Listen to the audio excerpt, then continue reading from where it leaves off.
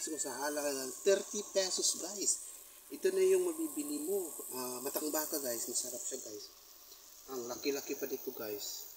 3 piraso is only 30 pesos. So, giprito na ko siya guys para mas masarap. O tingnan na lang guys. Pwede siya pang 3 tao. Ang mura talaga ng isda, mura ang bilihin. Kahit mura ang sahod, okay naman. Kasi mura naman din ang pagkain. Yung bahay naman guys, mura lang din. 1,800 ang per month. Then kasi malayo kami sa bahay, malayo kami dun sa sarili ng bahay sa Mintal. So ito lang muna, tipid-tipid, kain ng masarap na isda. Kasi malapit lang kami sa palengke guys. Pag malayo kami sa palengke, medyo mahal na siya. Ayan, yung isa siguro guys, umabot ng half kilo itong isa. Tingnan nyo naman, sarap nito, matang baka, fresh na fresh. Bye bye!